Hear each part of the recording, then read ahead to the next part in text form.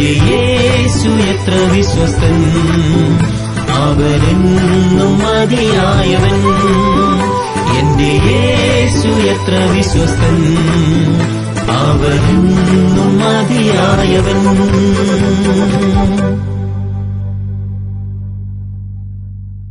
ഞാനിപ്പോൾ പ്രസംഗിക്കുന്നു, പക്ഷെ ഞാൻ പ്രസംഗിക്കുമ്പോൾ എനിക്ക് തോന്നുന്നത് പ്രസംഗിച്ചാൽ എൻ്റെ പ്രസംഗമാണ്. ഞാൻ പറഞ്ഞതിൻ്റെ വ്യത്യാസം മനസ്സിലാക്കണം. ഞാൻ പ്രസംഗിക്കുമ്പോൾ എനിക്ക് ചെയ്യാൻ പറ്റുന്ന കാര്യം ഞാൻ പ്രസംഗിക്കാതിരിക്കുക എന്നുള്ളതാണ് എനിക്ക് ചെയ്യാൻ പറ്റുന്ന കാര്യം. പകരം ആര് പ്രസംഗിക്കണം? യേശു പ്രസംഗിക്കണം. യേശു പ്രസംഗിക്കണമെങ്കിൽ ഞാൻ പ്രസംഗിക്കാൻ പാടില്ല. രണ്ടുപേർക്കും കൂടി ഒരുമിച്ച് പ്രസംഗിക്കും. രണ്ട് തല വർക്ക് ചെയ്യാൻ പറ്റത്തില്ല, ഒരു തല മാത്രമേ. ഇപ്പം എൻ്റെ വായിലൂടെ വരുന്ന വാക്കുകൾ ഞാൻ ചിന്തിച്ച് പറയുന്ന വാക്കുകളാണ് എന്ന് വേണമെങ്കിൽ പറയാം. പക്ഷേ യഥാർത്ഥത്തിൽ എനിക്ക് ഫെയ്ത്ത് ഉണ്ടെങ്കിൽ എൻ്റെ തല മാറ്റി വെച്ചേച്ച് യേശു എന്നിൽ വസിക്കാൻ അനുവദിക്കുക മാത്രമേ എനിക്ക് ചെയ്യാൻ പറ്റുള്ളൂ.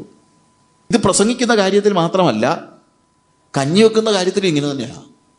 അങ്ങനെ നമ്മൾ പ്രാക്ടീസ് ചെയ്യണം. അതായത് അവിടെ നമ്മൾ അടുക്കള പണിയെടുക്കുന്ന എല്ലാ കാര്യങ്ങളും ഉണ്ട്. പക്ഷേ അവിടെയെല്ലാം നമ്മളെന്താണ്? By faith. അവിടെയാണ് ബൈ ഫെയ്ത്ത് എന്ന് പറയുന്നത്. By faith they were doing things. By faith, വിശ്വാസത്താൽ. വിശ്വാസം എന്താണ്? വിശ്വാസം ആശ്രയമാണ്. എന്താശ്രയം? യേശുവിനെ എൻ്റെ ഉള്ളിൽ ജീവിക്കാൻ അനുവദിക്കുന്നതാണ് യഥാർത്ഥത്തിലുള്ള ഫെയ്ത്ത് എന്ന് പറയുന്നത്. എൻ്റെ ഉള്ളിൽ. നമ്മൾ ഗലാത്യർ 2-ാം അധ്യായത്തിൻ്റെ 20-ാമത്തെ വാക്യത്തിൽ, ഞാൻ ക്രിസ്തുവിനോടുകൂടെ ക്രൂശിക്കപ്പെട്ടിരിക്കുന്നു, ഇനി ജീവിക്കുന്നത് ഞാനല്ല, ക്രിസ്തു അത്ര എന്നിൽ ജീവിക്കുന്നു. ഇപ്പോൾ ഞാൻ ജഡത്തിൽ ജീവിക്കുന്നതോ. ഇത് കണ്ടോ, ഞാൻ ജീവിക്കുന്നില്ലെന്ന് പറഞ്ഞിട്ട് ഇപ്പോൾ പറയാ. പക്ഷേ ശരീരത്തിൽ ഞാനിപ്പോൾ എന്ത് ചെയ്യുന്നുണ്ട്? ജീവിക്കുന്നുണ്ട്. ശരീരത്തിലേ ജീവിക്കുന്നുള്ളൂ, പക്ഷേ തലയിൽ ജീവിക്കുന്നില്ല, ബുദ്ധിയിൽ ജീവിക്കുന്നില്ല, ഞാൻ ആത്മാവിൽ ജീവിക്കുന്നില്ല. എൻ്റെ ശരീരം ആക്റ്റീവാണ്, പക്ഷേ എന്തില്ല? ഞാൻ ക്രിസ്തുവിനോടുകൂടെ ക്രൂശിക്കപ്പെട്ടിരിക്കുന്നു. നോ ലോങ്ങർ ആയി, ഞാനില്ല. എൻ്റെ ഇച്ഛാശക്തി അല്ല ഇവിടെ പ്രവർത്തിക്കുന്നത്. എൻ്റെ പ്ലാനിങ്ങിലല്ല ഞാൻ ജീവിക്കുന്നത്. എൻ്റെ ശരീരം പ്രവർത്തിക്കുന്നുണ്ട്, എൻ്റെ വായ് കൊണ്ട് ഞാൻ സംസാരിക്കുന്നുണ്ട്, എൻ്റെ കാലുകൊണ്ട് ഞാൻ നടക്കുന്നുണ്ട്, എൻ്റെ കൈ കൊണ്ട് ഞാൻ പ്രവർത്തിക്കുന്നുണ്ട്. പക്ഷേ എൻ്റെ കൈകൾക്കോ കാലുകൾക്കോ കണ്ണുകൾക്കോ ആജ്ഞ കൊടുക്കുന്നത് ഞാനല്ല, പ്രത്യുത ആരാണ്? ക്രിസ്തു അത്ര എന്നിൽ ജീവിക്കുന്നത്. എന്നിൽ ഞാൻ ജീവിക്കുന്നത് നിർത്തണം. അതാണ് ഫെയ്ത്ത്. എന്നിൽ ഞാൻ ജീവിക്കുമ്പോൾ ക്രിസ്തു എന്നിൽ ജീവിക്കത്തില്ല. കാര്യം ഒരു ശരീരത്തിന് ഒരു തലേ പറ്റത്തുള്ളൂ. എന്നിൽ ഞാൻ പ്രവർത്തിക്കാതിരിക്കാനാണ് ഞാൻ എന്നെ തന്നെ ക്രൂശിക്കുന്നത്. ഞാൻ ക്രിസ്തുവിനോടുകൂടെ ക്രൂശിക്കപ്പെട്ടിരിക്കുന്നു. ഈ ക്രൂശീകരണം കൂടാതെ, അതായത് എൻ്റെ സെൽഫിൻ്റെ, എൻ്റെ സ്വയത്തിൻ്റെ ക്രൂശീകരണം കൂടാതെ യേശുവിന് എന്നിൽ ജീവിക്കാൻ കഴിയുകയില്ല. അതുകൊണ്ട് അവനെ അനുഗമിക്കുവാൻ ഇച്ഛിക്കുന്നവൻ തന്നെത്താൻ ത്യജിച്ച് തൻ്റെ ക്രൂശെടുത്ത് എന്നെ അനുഗമിക്കണമെന്ന് കർത്താവ് പറഞ്ഞത്. അതായത് എൻ്റെ സ്വയത്തെ കുഴിച്ചു മൂടിയിട്ടേ എനിക്ക് ക്രിസ്തീയ ജീവിതം ജീവിക്കാൻ പറ്റുള്ളൂ. എൻ്റെ സ്വയത്തെ കുഴിച്ചു മൂടിയിട്ട്.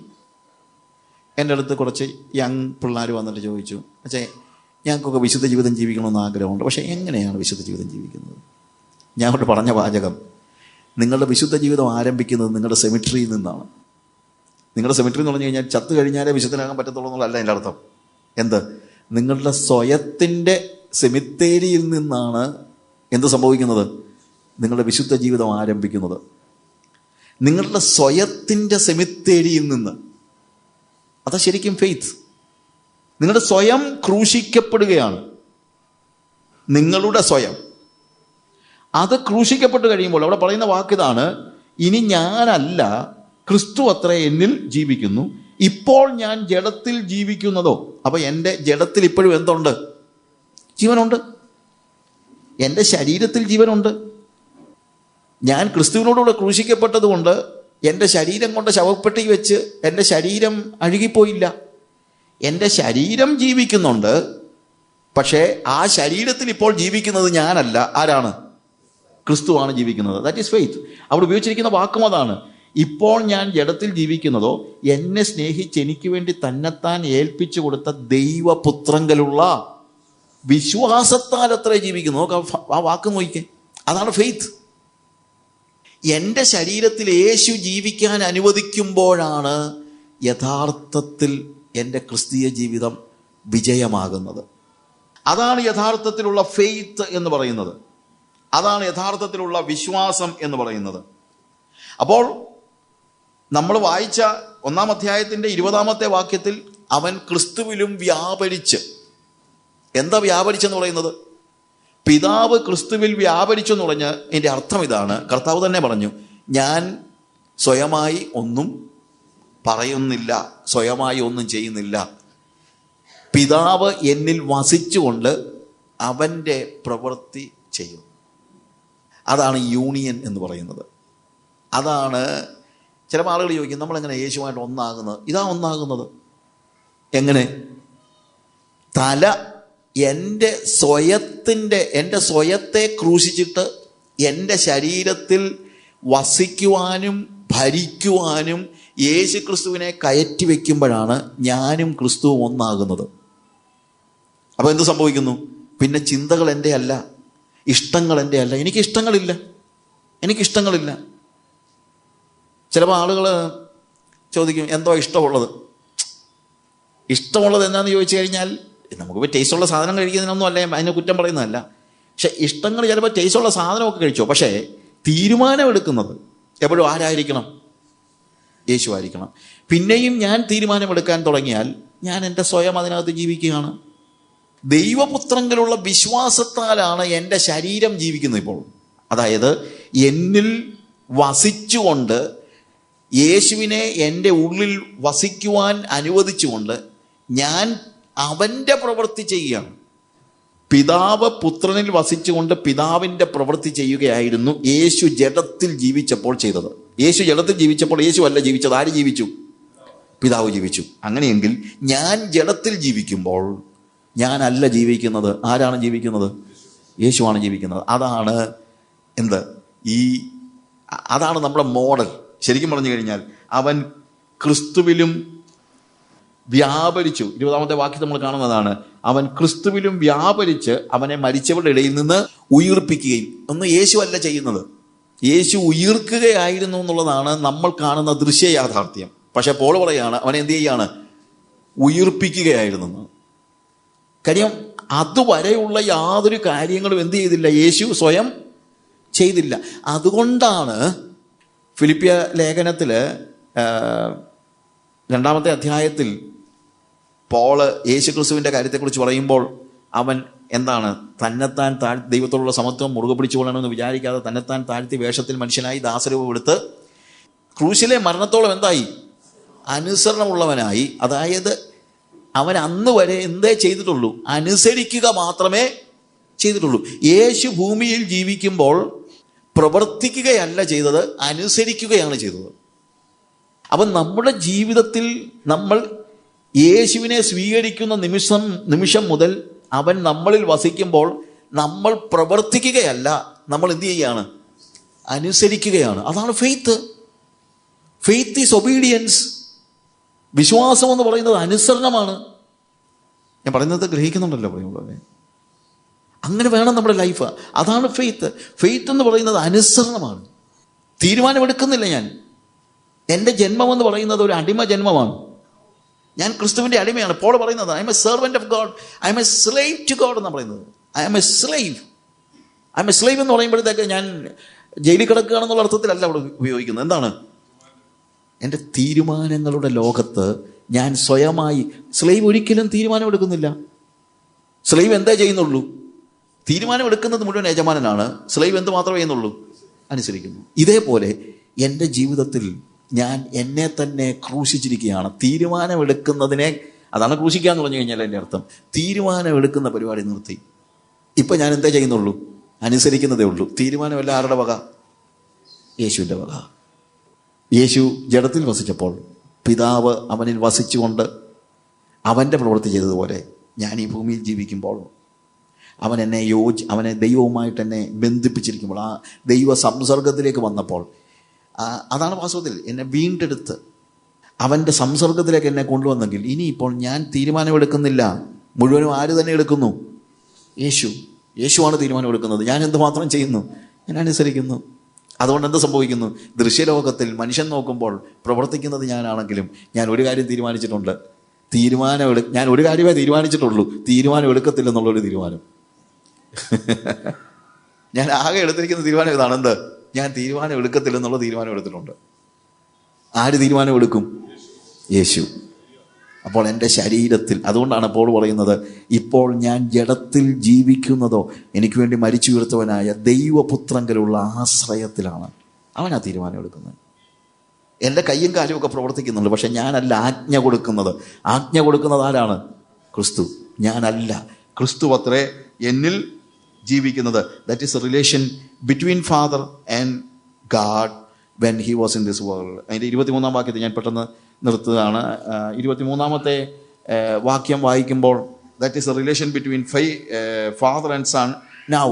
ഇപ്പോൾ, അതായത് അവൻ എല്ലാത്തിനെയും തലയാക്കി എല്ലാറ്റിലും. 21-ാമത്തെ വാക്യം, 21, 22 വാക്യങ്ങൾ വായിക്കുമ്പോൾ അവനെ ഉയിർപ്പിച്ചിട്ട് സ്വർഗത്തിൽ തൻ്റെ വലത്തുഭാഗത്ത് എല്ലാ വാഴ്ചയ്ക്കും അധികാരത്തിനും ശക്തിക്കും കർത്തൃത്വത്തിനും ഈ ലോകത്തിൽ മാത്രമല്ല വരുവാനുള്ളതിനും വിളിക്കപ്പെടുന്ന സകല നാമത്തിനും അത്യന്തം മീതെ ഇരുത്തുകയും, അതുവരെ, അതായത് ക്രൂശിലെ മരണത്തോളം അനുസരണമുള്ളവനായി ഇരുന്ന് മരിച്ച് അടക്കപ്പെടുന്നത് വരെ അവൻ ഒരിക്കൽ പോലും പിതാവിൻ്റെ പ്രവൃത്തി അല്ലാതെ വേറെ ഒന്നും ചെയ്തിട്ടില്ല. എന്നാൽ മരിച്ച് യേശു കർത്താവ്, when he was in the grave, God made him alive. അവനെ ഉയിർപ്പിച്ചു. risen, അവനെ ഉയിർപ്പിച്ചു. അവനെ ഉയിർക്കുകയല്ല, എന്താണ്? ഉയിർപ്പിച്ചിട്ട് സ്വർഗത്തിൽ തൻ്റെ വലത്ത് ഭാഗത്ത് എല്ലാ വാഴ്ചയ്ക്കും അധികാരത്തിനും ശക്തിക്കും കർത്തൃത്വത്തിനും ലോകത്തിൽ മാത്രമല്ല വരുവാനുള്ള സകലത്തിനും വിളിക്കപ്പെടുന്ന സകല നാമത്തിനും അത്യന്തം മീതെ ഇരുത്തുകയും സർവവും അവൻ്റെ കാൽ കീഴാക്കി വെച്ച് അവനെ സർവത്തിനും മീതെ തലയാക്കി. അപ്പോൾ that says about the relation between father and son now. 23-ാമത്തെ വാക്യത്തിൽ അവിടെ എഴുതിയിരിക്കുന്നത്, എല്ലാം നിറയ്ക്കുന്നവൻ്റെ നിറവായിരിക്കുന്ന അവൻ്റെ ശരീരമായ സഭയ്ക്ക് കൊടുക്കുകയും ചെയ്തിരിക്കുന്നു. That is a relation between Jesus and the church. അപ്പോൾ പിതാവും യേശുവും തമ്മിലുള്ള ബന്ധം, യേശുവും സഭയും തമ്മിലുള്ള ബന്ധം, ഇതെല്ലാം ചെയ്തിട്ട് ഈ യേശുവിനെ ആർക്ക് കൊടുത്തിരിക്കുന്ന പറഞ്ഞിരിക്കുന്നത്? സഭയ്ക്ക് കൊടുത്തിരിക്കുന്നു. അപ്പൊ ഈ യേശുവിനെ ഇപ്പൊ ആർക്ക് കിട്ടിയിരിക്കുകയാണ്? നമുക്ക് കിട്ടിയിരിക്കുകയാണ്. ഇപ്പോൾ നാം അവനോട് കൂടെ സ്വർഗസ്ഥലത്ത് അവനോട് കൂടെ ഇരുത്തുകയും, 2-ാം അധ്യായത്തിന്റെ എഫെസ്യർ 2-ാം അധ്യായത്തിന്റെ 7-ാം വാക്യം നമ്മൾ കണ്ടതാണ്. ക്രിസ്തു യേശുവിൽ അവനോടുകൂടെ ഉയർത്തെഴുന്നേൽപ്പിച്ച് സ്വർഗത്തിൽ ഇരുത്തുകയും ചെയ്തിരിക്കുന്നു. സ്വർഗത്തിൽ ഇരുത്തുകയും ചെയ്തിരിക്കുന്നു. 1 മുതൽ 10 വരെയുള്ള വാക്യങ്ങളിലെല്ലാം നമ്മൾ കാണുന്ന അതാണ്. അപ്പോൾ ആത്യന്തികമായി ഈ ക്രിസ്തുവിനെ സഭയ്ക്ക് കൊടുക്കുകയും ചെയ്തിരിക്കുന്നു. നമ്മൾ ഈ 2 ദിവസത്തെ, ഇന്നലത്തെയും ഇന്ന് ഇത്രയും സമയത്തുള്ള ക്ലാസ്സുകളിൽ നമ്മൾ ചിന്തിച്ച വിഷയങ്ങൾ ഇതാണ്. അവർ റിലേഷൻ വിത്ത് ഗാഡ്, നമ്മളും ക്രിസ്തുവുമായിട്ടുള്ള ദൈവവുമായിട്ടുള്ള ബന്ധം, ആ ദൈവബന്ധം പുനഃസ്ഥാപിക്കുവാൻ കർത്താവ് എന്ത് ചെയ്തു, ആ പുനഃസ്ഥാപനത്തിലൂടെ കർത്താവ് നമ്മളിൽ നിന്ന് എന്ത് പ്രതീക്ഷിച്ചു, അത് നമുക്ക് എങ്ങനെ നിർവഹിക്കാൻ പറ്റും, അത് നിർവഹിക്കുവാനുള്ള ശക്തി കർത്താവ് നമുക്ക് നൽകിയിരിക്കുന്നത് ഏതൊക്കെ തലത്തിലാണ്, ഇതിൻ്റെയൊക്കെ ഡീറ്റെയിൽസ് ആണ് നമ്മൾ ഈ കഴിഞ്ഞ ക്ലാസ്സുകളിൽ പഠിച്ചത്. ഇനി മനുഷ്യർ തമ്മിലുള്ള അല്ലെങ്കിൽ അന്യോന്യ ബന്ധത്തെക്കുറിച്ച് ഉള്ള കാര്യങ്ങൾ നമ്മുടെ അടുത്ത ക്ലാസ്സുകളിൽ നമ്മൾ പഠിക്കുകയാണ്. എന്നാൽ ഇവിടെ ഏറ്റവും ഒടുവിൽ ഞാൻ പറഞ്ഞ കാര്യം നമ്മൾ ഓർക്കുക. നമ്മളുടെ ദൈവബന്ധത്തിൻ്റെ ഏറ്റവും ഓർത്തിരിക്കേണ്ട കാര്യം എന്താണെന്നറിയാമോ? നമ്മൾ ജീവിക്കുന്നതിന് പകരം നമ്മിൽ യേശു ജീവിക്കുന്ന ഒരു സ്റ്റേജ്. പിതാവ് യേശുവിൽ വസിച്ചുകൊണ്ട് അവൻ്റെ പ്രവൃത്തി ചെയ്തതുപോലെ ഇന്നിപ്പോൾ യേശു എന്നിൽ വസിച്ചുകൊണ്ട് അവൻ്റെ പ്രവൃത്തി ചെയ്യുകയാണ് ആവശ്യം. അതിനുവേണ്ടി എന്താണ് ആവശ്യമായിരിക്കുന്നത് ചോദിച്ചു കഴിഞ്ഞാൽ, ഞാൻ എൻ്റെ സ്വയം ക്രൂശിക്കപ്പെട്ടെങ്കിലേ പറ്റുള്ളൂ. ഒരു ശരീരത്തിൽ 2 തലയുണ്ടാകാൻ പറ്റത്തില്ല. അതുകൊണ്ട് എൻ്റെ തല വെട്ടുക, ഇനി ഞാൻ ഇല്ല. പകരം അവിടെ ആരുടെ തല പ്രതിഷ്ഠിക്കുകയാണ്? യേശുവിൻ്റെ തല, അല്ലെങ്കിൽ യേശുവാണ് തല. ഇനിയിപ്പോൾ ഞാൻ അവൻ്റെ അവയവങ്ങളാണ്, അല്ലാതെ വേറെ ഒന്നുമില്ല. ഞാൻ അനുസരിക്കുക, അല്ലാതെ എനിക്ക് വേറെ ഒന്നും ചെയ്യാൻ കഴിയില്ല. ഇതാണ് ദൈവവും മനുഷ്യനും തമ്മിലുള്ള റിലേഷനിൽ നിലനിൽക്കുന്നതായ, ഓർത്തിരിക്കേണ്ടതായ, ഇന്നും എപ്പോഴും ഓർത്തിരിക്കേണ്ടതായിട്ടുള്ള ആത്യന്തികമായ ബന്ധം ഇതാണ്. എന്ത് ബന്ധം? അവൻ തലയാണ്, ഞാൻ അവൻ്റെ ശരീരമാണ്. പ്രാർത്ഥിക്കാം. സ്വർഗസ്വപിതാവേ, ഞങ്ങളുടെ ബന്ധം പുനഃസ്ഥാപിക്കുവാൻ വേണ്ടി നീ എന്തൊക്കെ ചെയ്തു എന്ന് പഠിപ്പിച്ചു. അതിൽ ഞങ്ങളുടെ ഉത്തരവാദിത്വം എന്താണെന്നുള്ളത് ഞങ്ങൾ മനസ്സിലാക്കുന്നത് കർത്താവേ. ഞങ്ങൾ എന്തെങ്കിലുമൊക്കെ ചെയ്ത് നിന്നെ പ്രസാദിപ്പിക്കാൻ നോക്കുന്നതല്ല. പ്രത്യുത ഞങ്ങൾ ഒന്നും ചെയ്യാതെ ഞങ്ങളിൽ നീ ജീവിക്കുന്നത്, അതിനുവേണ്ടി ഞങ്ങൾ നിന്നെ അനുവദിക്കുന്നത്, അല്ലെങ്കിൽ അതിനുവേണ്ടി നിന്നെ ഏൽപ്പിച്ചു തരുന്നത് മാത്രമേ പറ്റുള്ളൂ. നമ്മുടെ കർത്താവേ, ഞങ്ങൾ പ്രവർത്തിക്കാതിരിക്കേണ്ടതിന് ഞങ്ങളെ തന്നെ ക്രൂശിക്കുവാൻ ഞങ്ങളെ നീ അഭ്യസിപ്പിക്കണമേ. പകരം ഞങ്ങളിൽ നീ വളരുന്നത്, നീ ജീവിക്കുന്നത് കാണുവാൻ, നീ വസിക്കുന്നത് കാണുവാൻ സഹായിക്കണമേ. പലപ്പോഴും ഒരു ഊന്നുവടി പോലെ നിന്നെ ഒരു ഉപകരണമായി ഉപയോഗിക്കുന്ന ഒരു സ്റ്റേജേ ഞങ്ങൾക്കുണ്ടായിരുന്നുള്ളൂ. എന്നിട്ട് ഞങ്ങൾ പറഞ്ഞു ഞങ്ങൾക്ക് ഭയങ്കര ഫെയ്ത്താന്ന്. പക്ഷെ യഥാർത്ഥത്തിലുള്ള ഫെയ്ത്ത് കർത്താവെ നിന്നെ ഉപയോഗിക്കുന്നതല്ല, പ്രത്യുത ഉപയോഗിക്കപ്പെടേണ്ടതിന് ഞങ്ങളെ തന്നെ നിനക്ക് തരുന്നതാണെന്ന് ഞങ്ങൾ മനസ്സിലാക്കുന്നത് കർത്താവെ. അങ്ങനെ പൂർണ്ണമായും നിന്റെ പ്രവൃത്തി ചെയ്യാൻ ഞങ്ങളെ നിനക്ക് ഏൽപ്പിച്ചു തരുന്ന ആ ഒരു ഫെയ്ത്ത് ഞങ്ങൾക്ക് പ്രാക്ടീസ് ചെയ്യാൻ സഹായിക്കണമേ. യേശുവിന്റെ നാമത്തിൽ തന്നെ.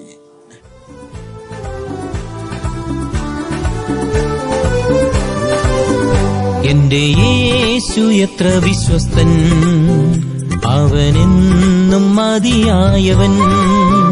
എന്റെ യേശു എത്ര വിശ്വസ്തൻ, അവനെന്നും മതിയായവൻ.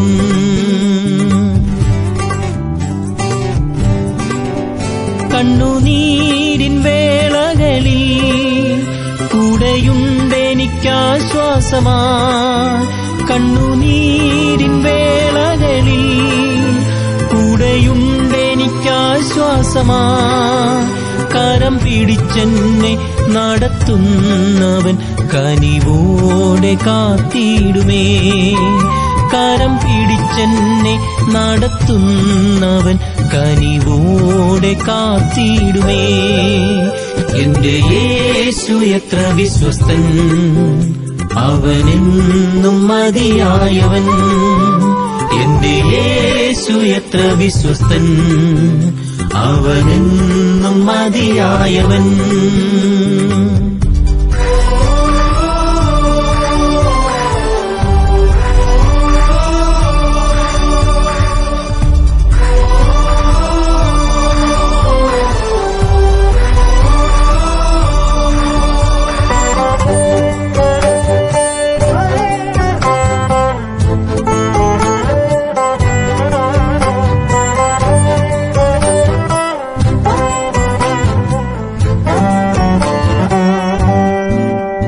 എന്റെ കുറവുകളോർക്കാതെ, എന്റെ അകൃത്യങ്ങൾ കണക്കിടാതെ, എന്റെ കുറവുകളോർക്കാതെ, എന്റെ അകൃത്യങ്ങൾ കണക്കിടാതെ, എന്റെ ജീവിതത്തെ നയിക്കുന്നവൻ എന്റെ യേശു എത്ര നല്ലവൻ.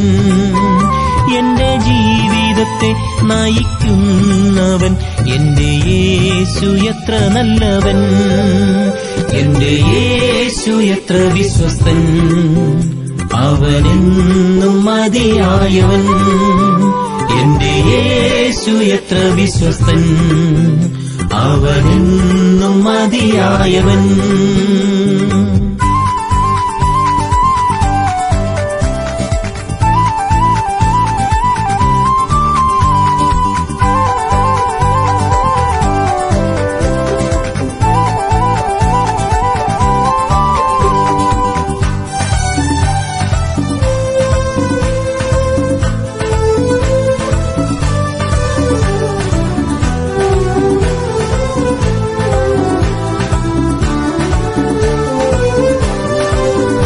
ഉള്ളം ക്ഷീണിച്ചു പോയിടിലും ഉടയവനൻ കർത്തനല്ലോ.